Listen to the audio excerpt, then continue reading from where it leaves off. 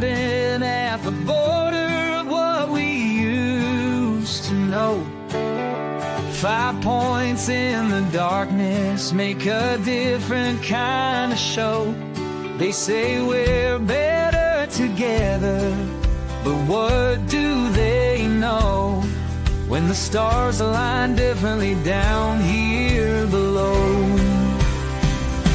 And maybe we'll rise when we cut all the ties.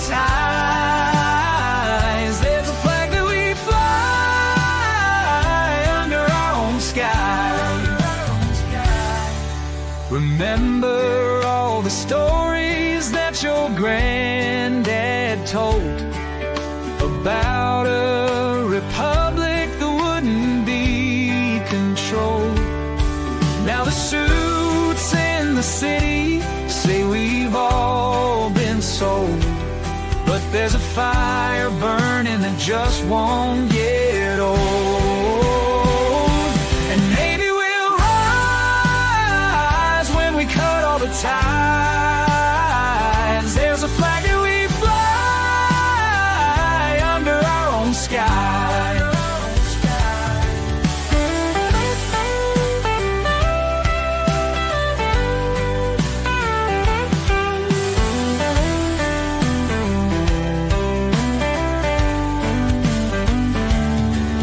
They draw their lines on paper, we draw ours in the sand. Some dreams are getting closer, while some don't understand. Don't understand. The highways stretch forever toward a setting sun, where cattle graze on memories of battles won. They say unity's the answer, but maybe we're done with playing by the rules of the chosen ones. Oh, maybe we'll rise when we cut all the ties. There's a flag that we fly under our own sky.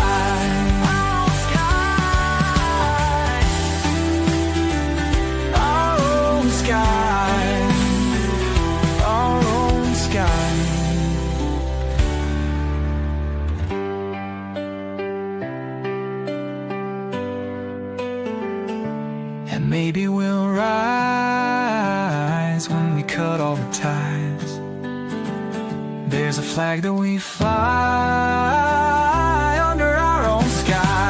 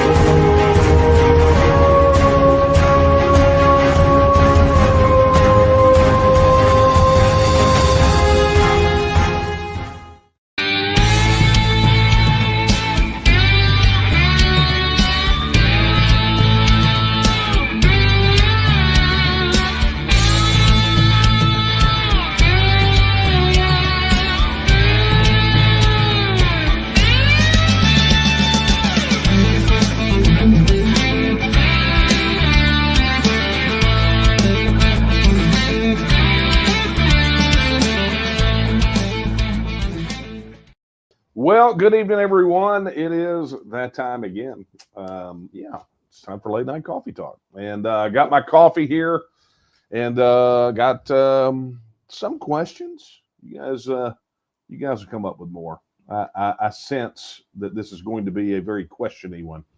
Hey, did you guys notice a little dark over there? I've got a light out. Anyway, so glad you could be here. Glad to be back this week. And I got to tell you, I'm really digging the Thursday night shift. And I think many of you are as well. gotten some notes of appreciation thanking us for moving it. So yeah, pretty happy about that. No one's complained. I like it when no one complains. Well, I mean, people complain, just not about the shift, right? And that's cool too. Anyway, look, I've got a full cup of coffee and I am ready to visit with you tonight. So let's get started by taking care of a little business. First and foremost, for those of you joining us for the first time, welcome to Late Night Coffee Talk. I'm Daniel Miller, president of the Texas Nationalist Movement. And this is the time once a week where I take a break from working on independence. I pour yet another cup of coffee, fire up the camera, and we have a conversation. I take your questions. I answer your questions as long as we have time to do so. And occasionally talk about things that are on my mind, things that are important to me. So I have a feeling tonight is going to be a good mix. And if you want to ask a question tonight, pretty simple to do. First and foremost, if you are watching, no matter what platform you're watching on, you could drop an email to coffeetalk@thetnm.org. You'll see it down at the bottom of the screen here shortly. Additionally, if you're watching on YouTube, if you're watching on our YouTube channel, you can obviously, while you're there, like and subscribe and hit the notification bell. But you can drop your questions directly in the chat, and we get them over here in this little window, and we get to see them, right? So drop your questions there, and we'll definitely take a look at those. But yeah, while you're there, say hello to everybody that's watching along with you. And that reminds me, contrary to some jackwagon who was losing his mind in the YouTube chat a couple of weeks ago, we actually stream on more than one platform because some people prefer other platforms. And so if you're watching on Facebook, be sure to like and share, and you can drop your questions in the comments. Additionally, if you're watching us on X, formerly known as Twitter, and they are not having problems like they were earlier today, you can drop your question in the chat there as well. If you are watching us on YouTube, which we really do appreciate, there's some opportunities over there. Drop us a super chat, right? Let us know that you appreciate the work that we're doing, and heaven knows we could use it right now.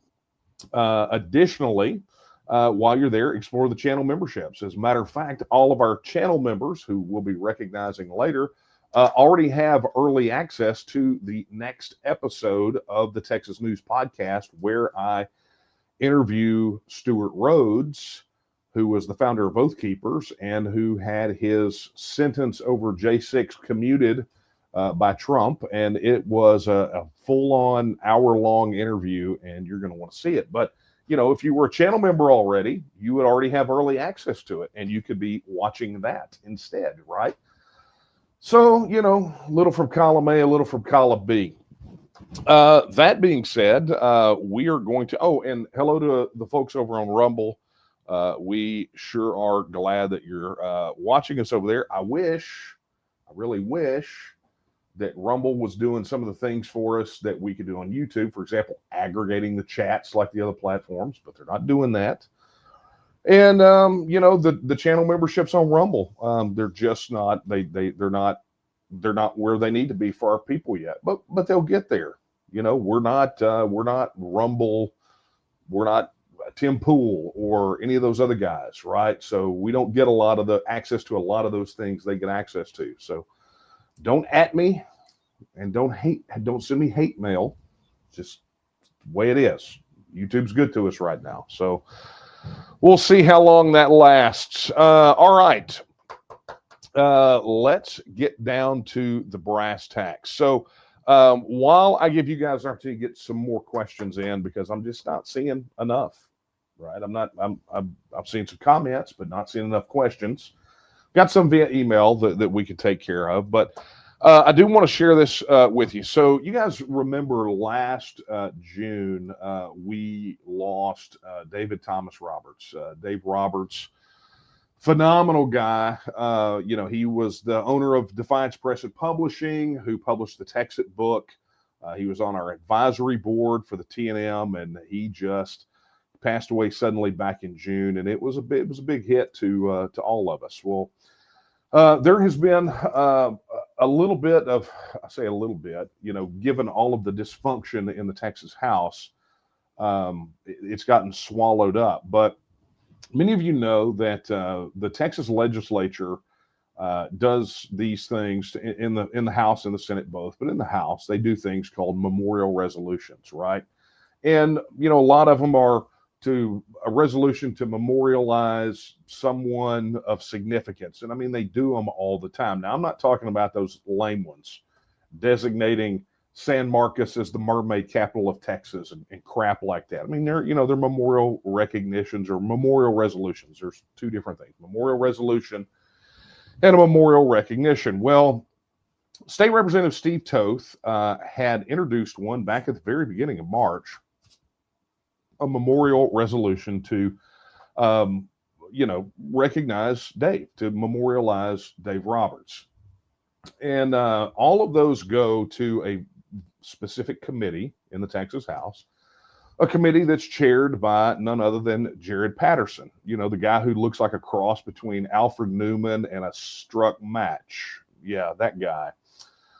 If you don't know who Alfred Newman is, then I've dated myself. And if you do, then you're as old as me. Congratulations, if not older. But anyway, we got word that Patterson was refusing to advance Dave's memorial resolution.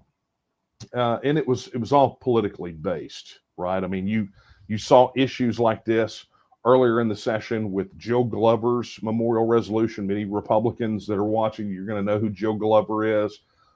There was, it was all over politics, and Dave's was no different. And so Steve called me up and he said, I can't believe, he said, they're doing all these memorial resolutions for basically all of these, just any kind of random person, right? Not saying they don't deserve to be memorialized, right? But they're flying them through. And I mean, some of them are just, their politics was so far apart from where things are here in Texas that, and especially pro-Texas politics. And, they were just letting all these fly. If you were hanging off the jock of Jared Patterson or some of those guys, or were a Democrat, your stuff was going through. But people like Joe Glover or Dave Roberts, that wasn't happening. And it was all Jared Patterson's doing. And it's because he's vindictive and spiteful. It's just the way that he rolls. But anyway, there was a mechanism, not a way to cure that, because Patterson, ultimately as chairman, had the discretion to do what he did. And that's a topic for maybe later, who knows. But they could do what was essentially a memorial recognition from the floor, where Steve would go down and essentially recognize Dave's family if they were there in the gallery. And that's exactly what went down today. And if you don't mind, I'd like to play it for you. Members, please take your seats for memorial recognition. The chair recognizes Mr. Toth for memorial recognition.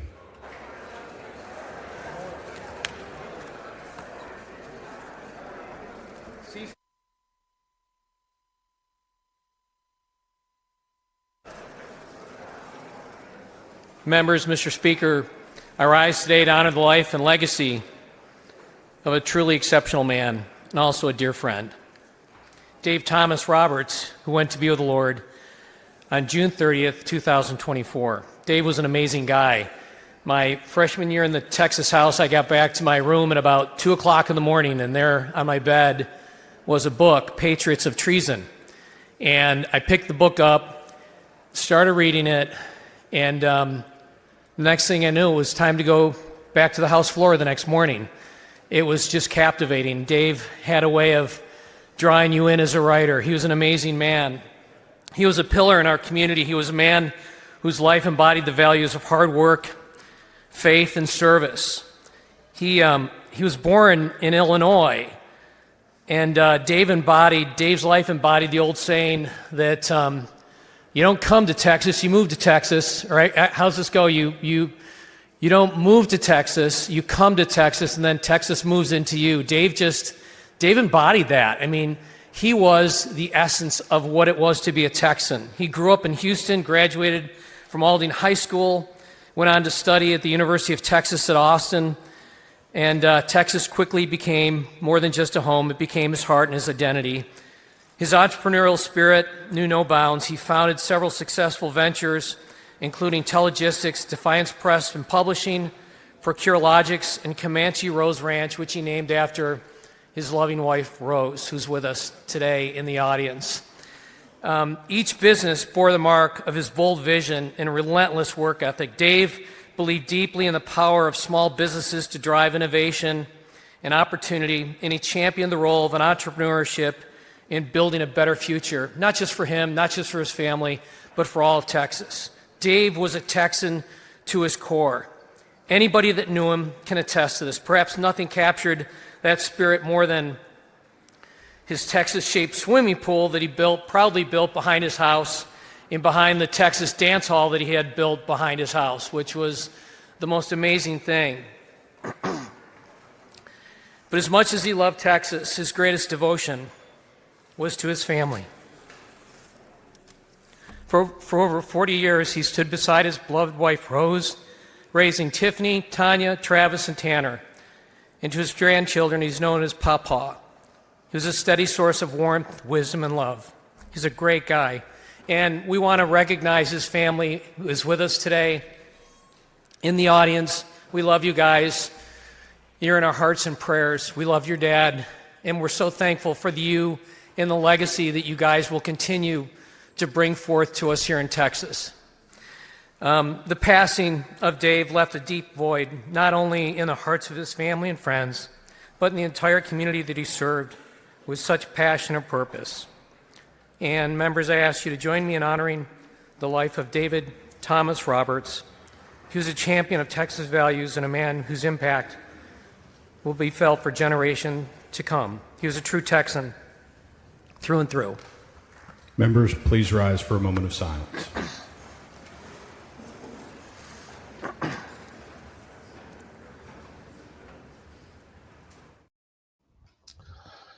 So I have to say thank you to Steve for not giving up,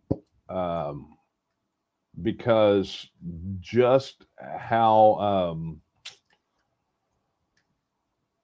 just like I think, let me just say it this way. I think that the fight over this memorial resolution that ultimately Steve was able to do with a recognition from the floor, and you know, everything with Patterson and House leadership, and I think this thing really exemplifies the way that the Texas legislature is right now. To me, and here's what's funny. I think that I'm about to John Bolgiano wants me to rant about the Texas legislature, and so I think I'm about to accommodate him, not for the sake of ranting, but because we've entered what I would consider the worst, most anti-Texas dysfunction that you could possibly see. And I know that I've bagged on the House a lot lately, the Texas House. And I know that I have said the Texas Senate deserves its fair share of it too. But as we come here to the end of this legislative session, I think it is abundantly clear to everyone that this battle is truly that. It's a battle. It's a fight. We have literally spent, days and days and days, I mean, weeks, honestly, watching the Texas legislature fail time after time after time after time. I don't want you guys to take my tone or my sort of slow manner of speech right now as a sign of despair or being destitute. I think where I am is I really hope that all of you out there can truly grasp the gravity of the situation that we are in right now, the situation that Texas is in.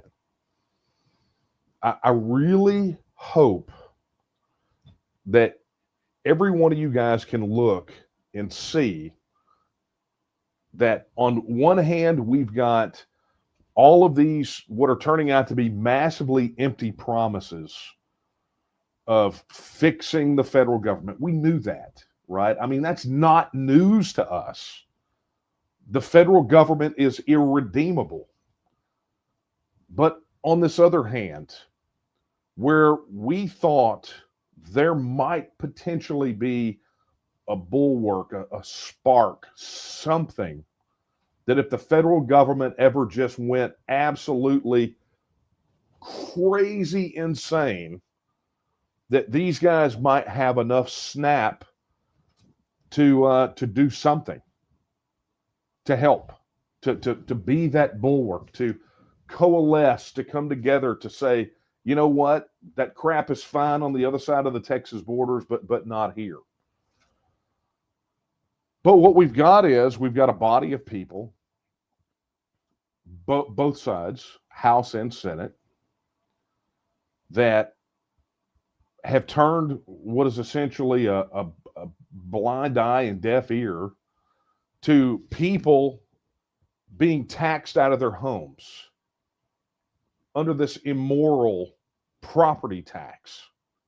Literally, they are getting ready to shuck and jive to every single one of you guys that they lowered property taxes. And while they lowered the rate, they didn't cap appraisals. So you can expect, many of you can expect an increase in your property taxes because these guys are playing fast and loose so they can go put some crap on a mailer and drop it in your box and claim that they were the most conservative session ever. We did more than any session before to help out the people of Texas. And they're lying to every single one of you. They're lying to all of us. How any of these people, the fact that there is even a chance that these people could get reelected is sickening. It's sickening. That people would either be so complacent or complicit as to cast a vote for some of these people again. You know, Rule 44 censures in the Republican Party are flying left and right. And we'll see how that plays out. But I don't know. I don't know that the Republican Party as a brand here in Texas, I don't know. I don't know where it goes from here if it does not take radical action to remove these people from the ballot to keep them from running as Republicans. I don't know. The Dems are going to dim. You know, this is the kind of crap that they've got in their platform. You can expect them to do these sorts of things. But these alleged pro-Texas people, I mean, you know, we're still dealing with the SB 17, which is a common sense piece of legislation. Do not let shell companies or front people for foreign adversaries purchase property in Texas. Something that's pretty daggum popular. I'm sure if you go man on the street to a lot of people here in Texas and say, do you think the Chinese Communist Party and the PLA ought to be buying land next to Lackland Air Force Base? They're probably going to say no, right? Common sense. And then you have Matt Shaheen, state rep, try to get an amendment in there to essentially say, yeah, we can't sell it to them, but we can lease it to them for 99 years, right? I mean, it's just utterly ridiculous. Look, and I know I talked about this before, right? They're the 2 Ds, divide and demoralize. They're going above and beyond. I mean, they're just getting so crazy and so wild. You know, we wanted property tax relief.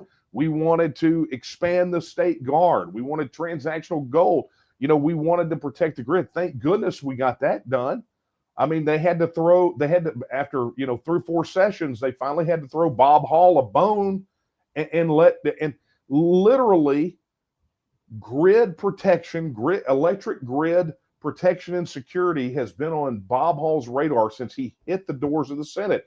And now, because he might be retiring out, they're going to throw him a bone.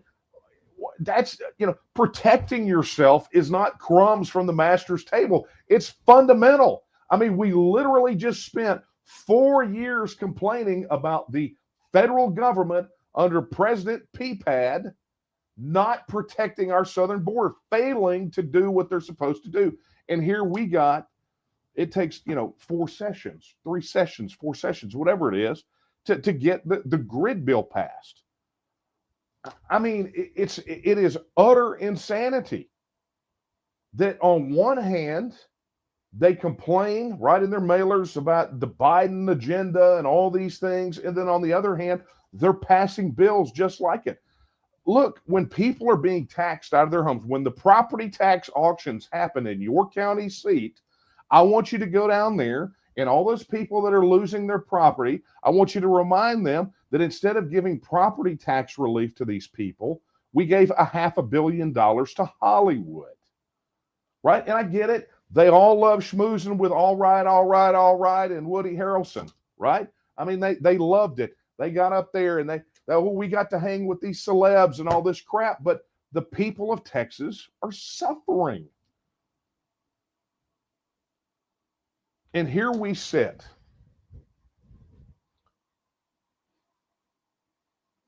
With perhaps, and I'm going to tell you, I can't disagree with what Michael Quinn Sullivan said from Texas Scorecard. He said that this might be the most conservative Texas House that we've had in a decade. And people piled all over him for that. You've sold out to Dustin Burrows. It's like, people, you didn't get what he was saying. He's saying that as bad as it was, this still might be more conservative than what came before, with Dave Phelan as speaker and Dennis Bonnen as speaker and Joe Strauss as speaker, right? I mean, I can't necessarily disagree with him, but we're at a time in the life and history of Texas, with the world the way that it is, with the economy the way that it is, with politics and with culture where it is, that we can't afford this sort of thing.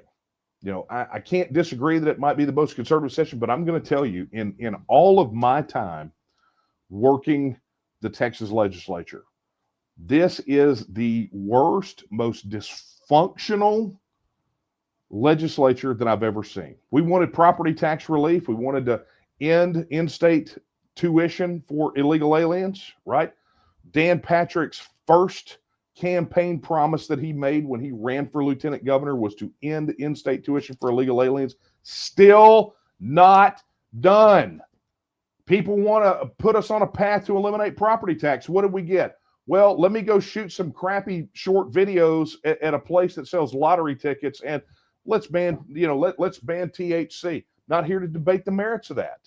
I'm not here to debate the merits of that, but I'm saying this is not what the people of Texas are asking for. Not by any long shot. Everybody here in Texas understands that the federal government is going to fall down on us and smash us all at some point. Maybe we got to pause. Maybe we don't. Maybe Trump's just putting the foot to the accelerator. But here in Texas, we've got a government that just seems hell-bent on, I don't even know what. I mean, if you were to take a look at the broad spectrum of the bills that these jokers push through, I don't know that you could find any coherent theme among any of it. I don't know that there's a coherent theme. I don't know. Maybe placate the Democrats, maybe. And I'm not here to slam Democrats. What I am here to do is slam a dysfunctional, allegedly representative body, a bicameral legislature that does not seem to represent the people that it purports to represent. It is an absolute teetotal and utter mess. And so I want you to go back a couple of weeks and I want you to go watch the live stream that I did where I talk about this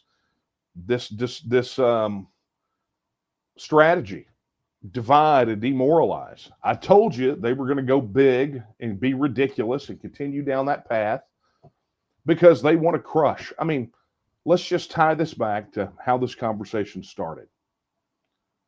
What purpose is there for denying a memorial resolution for staunch pro-Texas or conservative people offered by one of your colleagues on the Texas House floor? What is the purpose of squashing that, if not to send a message, to demoralize, to lord it over?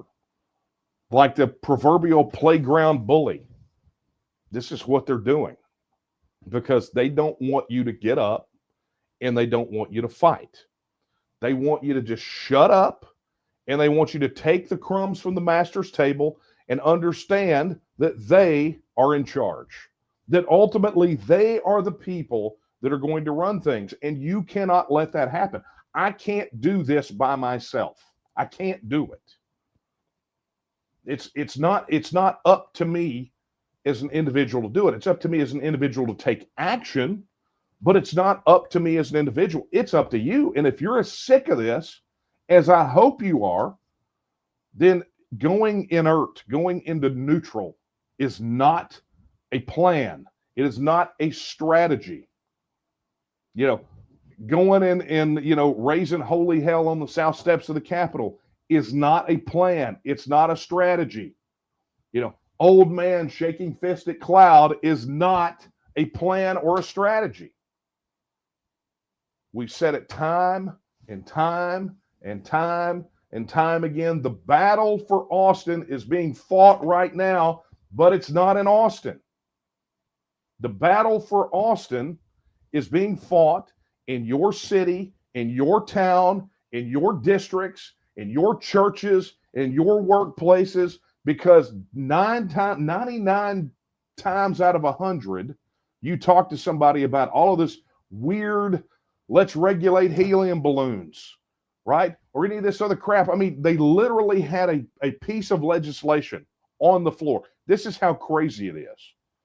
They literally had a piece of legislation on the floor to determine whether or not we should teach children that communism was bad. And they literally had 20 some odd reps vote against that piece of legislation. This is what you're working with. See, what you got now is you got 20 some odd outed commies in the Texas House of Representatives, and that's who leadership made a deal with to become leadership. When you make a deal with the commies, what happens? Well, this is effectively what they've done. So, I mean, I'm just painting the picture for you here. 20 plus some odd outed commies. That's who the alleged most conservative session leadership ever partnered up with to get leadership. And what did they do? They acted like a bunch of communist thugs. Retribution, right? Public shaming, you know, public humiliation rituals. I mean, it is, and they're not just crapping all over these reps, right? These reps represent people. Steve Toth represents people. Brian Harrison has a district. He represents people, right? Andy Hopper represents people up in it. So all of these folks, so they're not just crapping on the individual reps. They're doing it to all of those other Texans as well.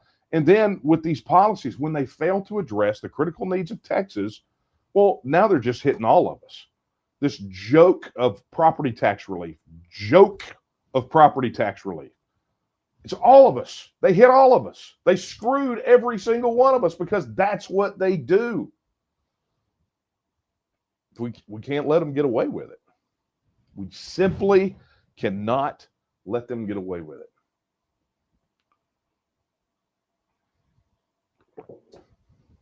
But all of that said,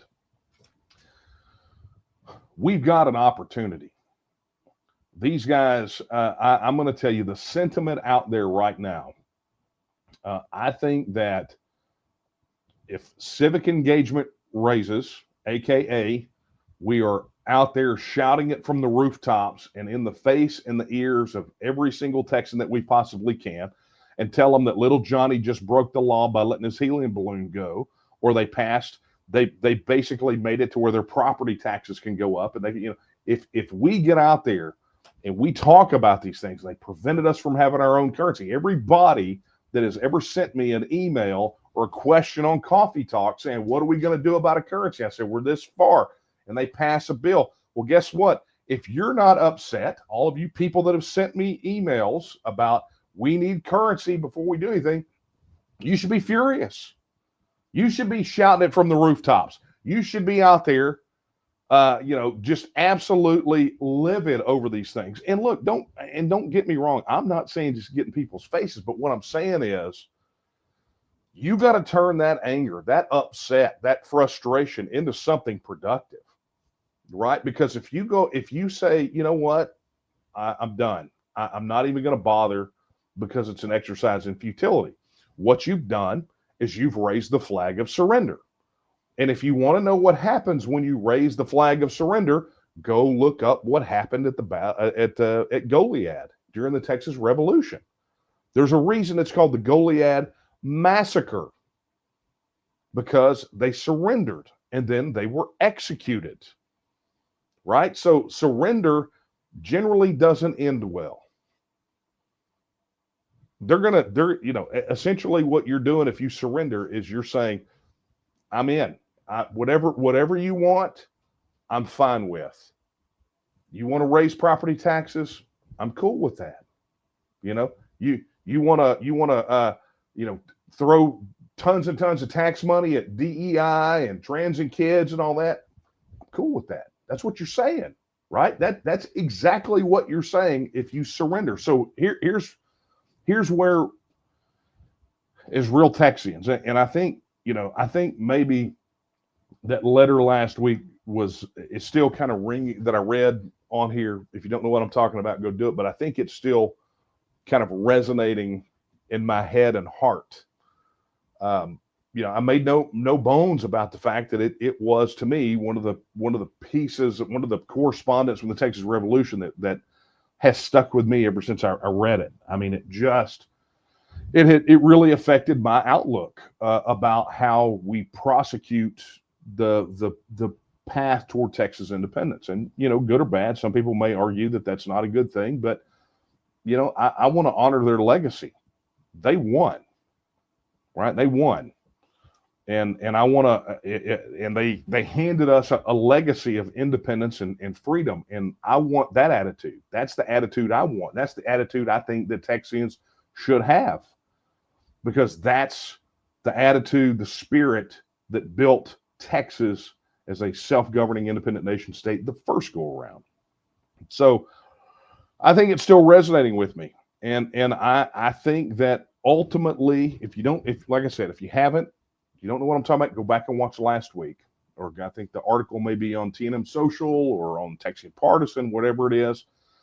But understand, I think that may be the moment that we're at. I mean, I think we may be at a moment where every single one of us, that letter was a gut check. When it was sent, it was like, guys, you need to, individuals that are reading this, you need to have some introspection, and you need to examine your commitment.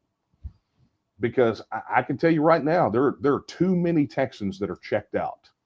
They're checked out here and they're checked out here. And what that is, that's a surrender. That says, hey, I'm cool. I'm cool with that. I honestly, I would take full in-the-face opposition every single day, twice on Sundays, over apathetic, sort of mealy mouth, squish, in the middle of the road alleged friends. I would. I'm going to get hate mail over what I just said. And I understand. I understand why I'm going to get it. And I'm here to tell you that Texas is too important for me to hold my tongue on this. I mean, it is. The Texas itself. I mean, I'm not even just talking about the cause of independence. I'm talking about the reality of Texas surviving into the next generation to be something worth preserving.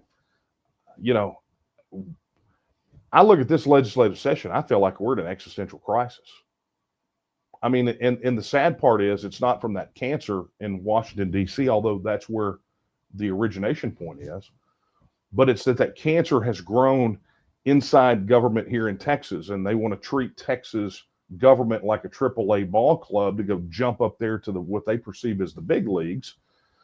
And they're governing as bad, if not worse, as Washington, D.C. It's a cancer. They're a cancer, and they have to be cut out.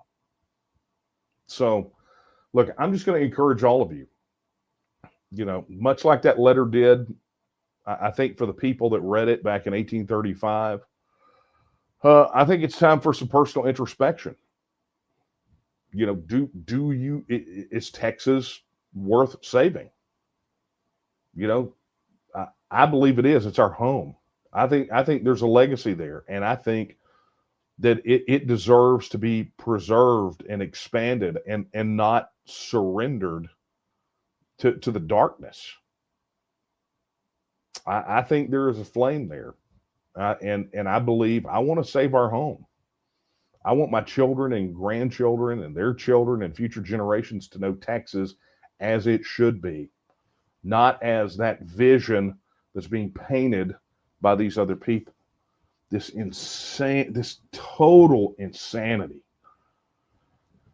Oh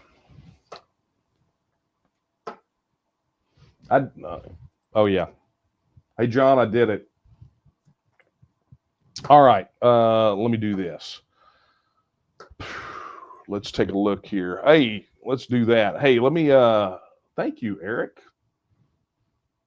Eric and his super chat for $50, man. Thank you so much. See, this is what I'm talking about.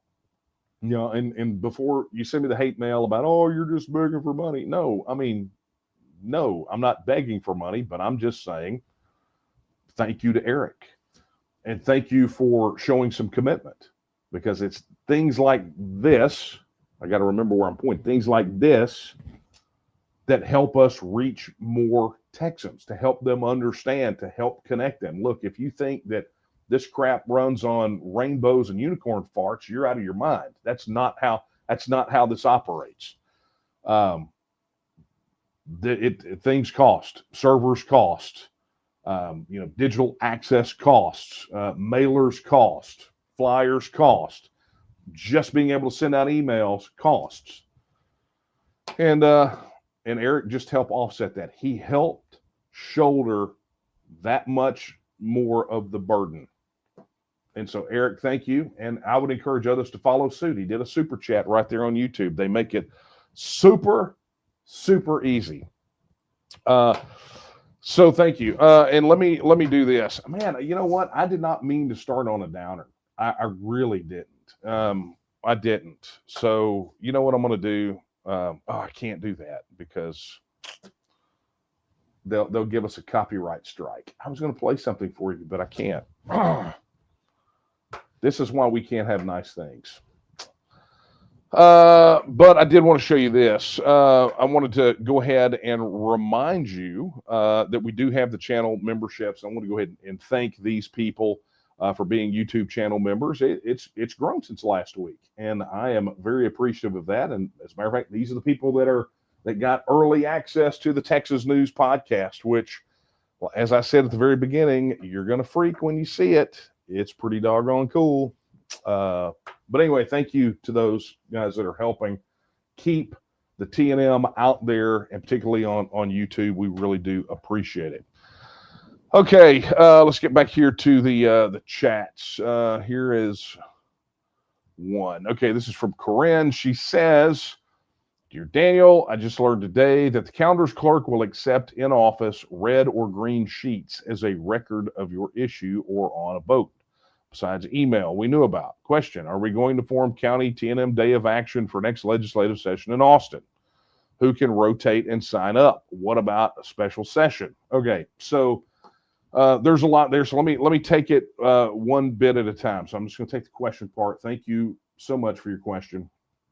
Are we going to form county TNM day of action for next legislative session? Yes, that is in the works, right? So we obviously were in the process of restructuring, reorganizing in the counties and in the field. And so one of the things that is part of the training that, counties that are formed up, that are official, they've got 26 different event types. They went from 3 to 26 different event types. And one of those is a capital day of action. And of course, those will be coordinating with our legislative activism program. So yes, so that is your answer. Yes, that's going to happen. Who can rotate and sign up? I would say, look, sign up with, first and foremost, you need to go to local.tnm.me if you have not done that, and go to your county and go register your support for that county. Essentially say, look, if you're not organized, raise your hand and say, I want to help organize the county. They're looking for people, right, to help form up counties, to fill in these county leadership teams, to find support personnel. So, go plug in there. And if your county is already in the process of launching or whatever it is, then stay plugged into your organizational life right there in your county. But I can tell you, the organizational development folks are looking for people right now to help form up counties and help go through that process. So go look at the map. There is a ton of them. So that's where you're going to rotate, sign up. You got to stay plugged in there. Third question is actually, I think, pretty interesting, which is, what about a special session? And I'm guessing you're asking about, what do I think the odds of a special session are? Generally, the odds of a special session are pretty low. However, we have had exceptions. Last session, we ran into multiple special sessions because a big match between the governor's office and Dade Phelan. You're not seeing that now. You've essentially got the governor, and you've got Dustin Burrows, and you've got Dan Patrick all in lockstep. I mean, they might as well be holding hands and going down the beach, taking long walks together. That's the kind of relationship that they're building. And of course, I mean, Abbott was able to make good on his like $12 million of campaign contributions he got for that voucher bill, right? So, he's over the moon. He honestly probably doesn't care about anything else. And so, I don't know that we're going to get anything meaningful. If we had a special session, remember, I think you're at about about $1 million a day. I think that's kind of what last time I heard any kind of figures about that was the cost to the taxpayer. So what would the purpose of that special session be? Because understand that when the governor calls a special session, he gets to pick the agenda. And the question is there any pressure on Abbott right now for any major issues? Are any of his donors not getting satisfaction out of this legislative session? So I don't know what that would be. I don't know what that particular issue would be, because I'll be honest, I don't see the people putting a lot of pressure on Abbott at all. I see a lot of people whining and complaining on social media, a lot of people upset, but I'm not seeing any coordinated pressure campaigns. A lot of that's because organizations can't work together. They won't. They just kind of do their thing. They don't coordinate their efforts. And so what happens is you get a bit of a shotgun approach, which does not bring any pressure on the governor's office whatsoever. So what we do know is that all of a special session will probably be dictated to a certain extent by what's going to happen in the next election. I mean, that's really it. With Paxton stepping out to run for Senate, you're going to have some shuffling. And of course, you had Glenn Hager move from comptroller, well, he will very soon, to chancellor over at Texas A&M.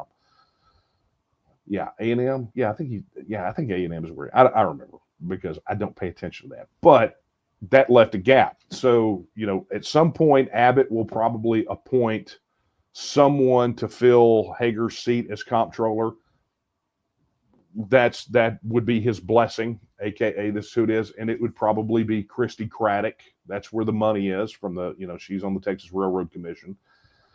And so, you'll have some movement there. There's some, obviously, the brouhaha over the AG's office with Paxton being out. So you're getting some rare movement at the top end of the ticket. And, no one knows if, even though Patrick has already announced, there are rumors out there that he is not going to see it to all the way to the filing window. And that he's just doing this to raise money. There's some discussion about what Abbott's going to do. Has he given up on his presidential aspirations? I mean, who knows? But there is still some possibility for some additional movement at the top of the ticket. And I think it would be interesting to see what takes place there. If that's the case, then whether or not you have a special session and what will be on that agenda will be dictated by what sort of movement would be there at the top of the ticket. That's going to be it. So if there's a lot of shuffling, you're probably not going to have a special session. If Abbott, if this is indeed legacy parting shot farewell, like some people are speculating, then you probably won't get a special session at all. Or he thinks he's going out on a high note. That's a whole other conversation. But so I don't know. The odds are not high for a special session, but it's been known to happen. I mean, we've still got days left in the session, so let's see what happens. Thank you for that question, Corinne. All right. Okay. Mr. Daniel Miller, you need to run for Texas governor, then debate Abbott. Look, no, and Abbott would never debate me. Never. He never would. I mean, Dan Patrick did not make a single appearance at any candidate event or forum during the primaries last go around. And if Patrick wouldn't do it, I mean, Abbott's not going to do it. And honestly, for me to even consider something like that, it would take a monumental outpouring of people to say, go do it. Last time I did it because of an open letter from some people that I respected. That was not enough, right? And for something like that, yeah. So I appreciate the sentiment, but that's a negatory ghostwriter. Okay, let's get down here.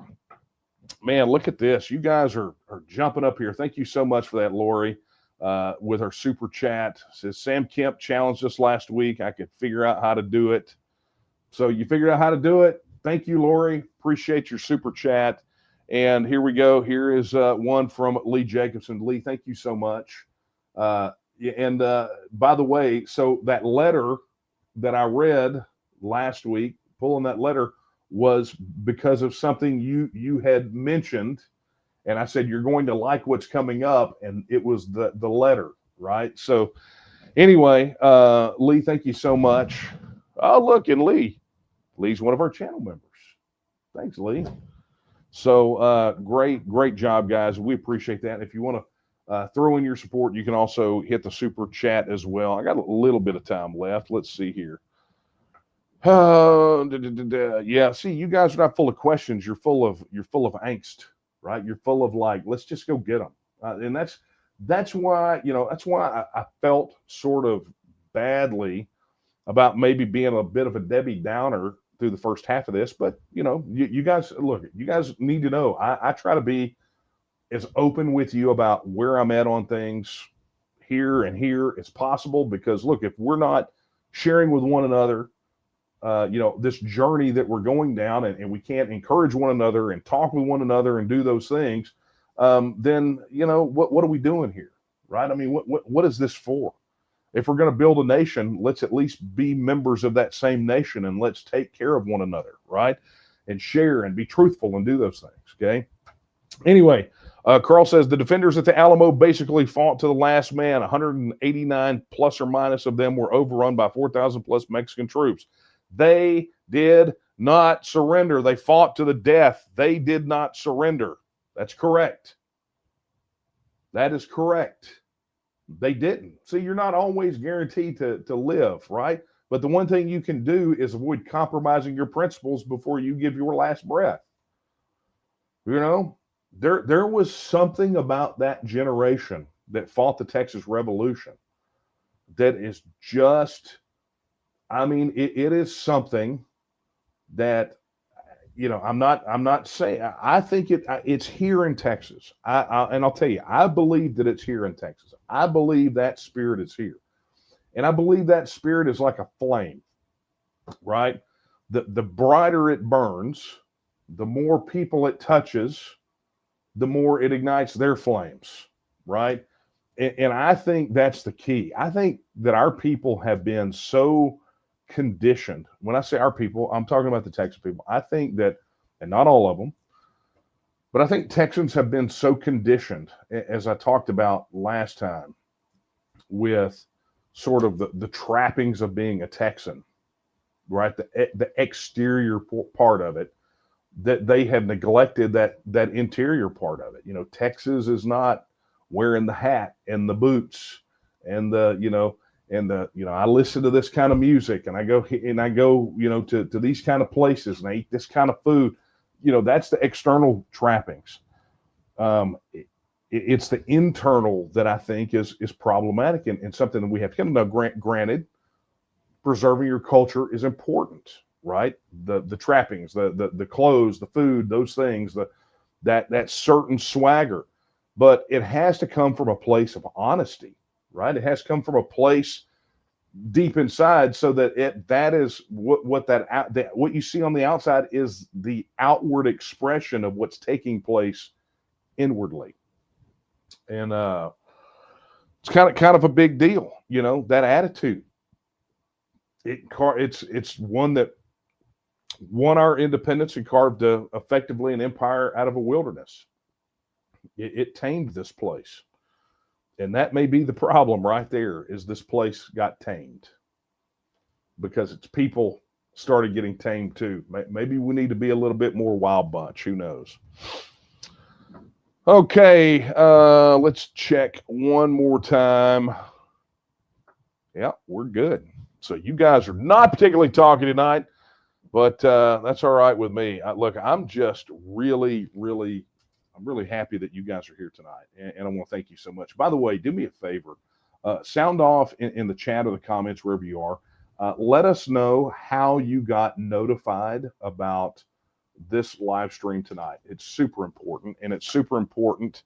Well, I don't know if you guys saw this, but you will here in just a second. I'm going to share this with you because this is kind of important. That's why I'm asking the question.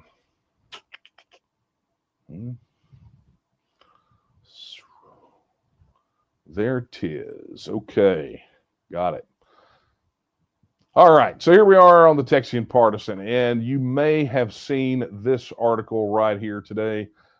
We were right all along. Republicans now facing the same Google censorship the TNM warned about. So little development on that front, and I'll just do this because it's almost time we wrap up. But if you'll recall, a few weeks ago, we made an announcement about this, talked about it on the live stream. It got picked up by Newsweek, essentially where the TNM, we ran these experiments and we found out that emails with keywords dealing with the TNM, dealing with Texas Nationalist Movement or TEXIT, were ending up, about 80% of them, depending on what the keywords were, ending up in spam boxes. And we tested Gmail. Subsequently, we've tested Yahoo and all these. Well, you've got to keep that close to the vest. But the point here is that the challenge has been our inability to communicate with you guys, right? I mean, the big tech censorship has never stopped. Don't even get me started on X, formerly known as Twitter, because that people talk about that being a free speech platform. That is a bunch of bull crap. That is a lie. Okay.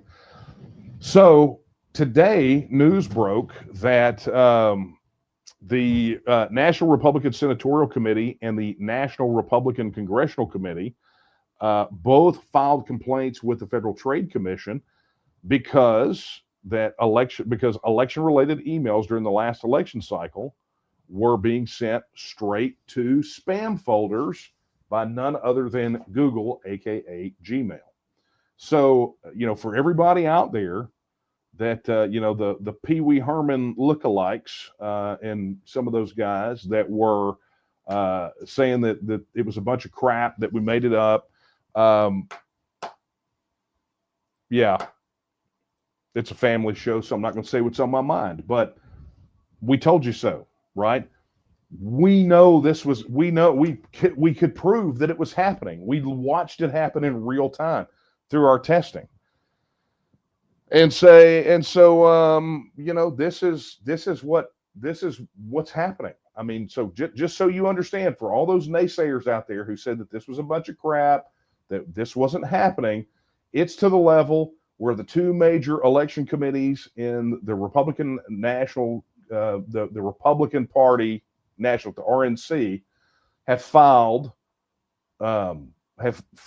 complaints with the Federal Trade Commission. Now, we're not going to file complaints with the Federal Trade Commission because I don't want to have anything to do with the feds, right?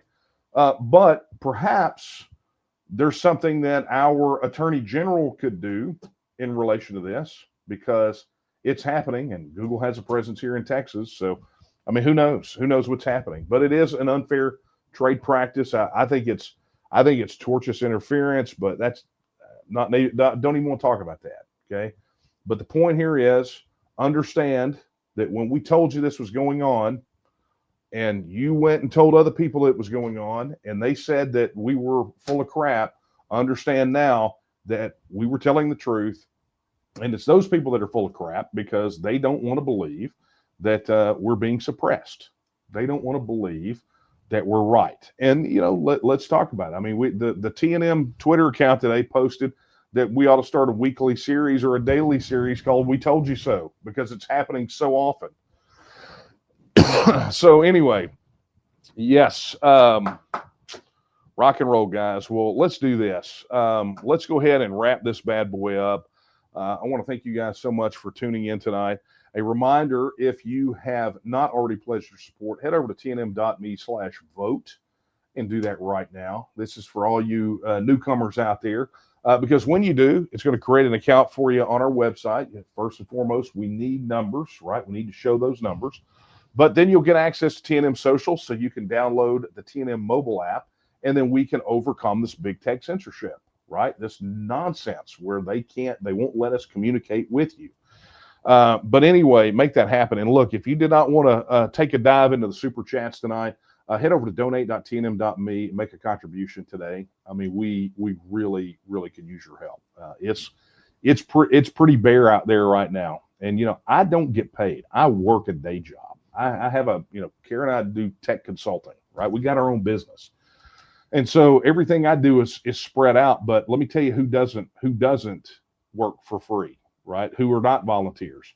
The server, the web hosting company, the phone company, that they don't volunteer their services, right? When the U.S. Postal Service, when we have to mail things, they don't do, they're not volunteers.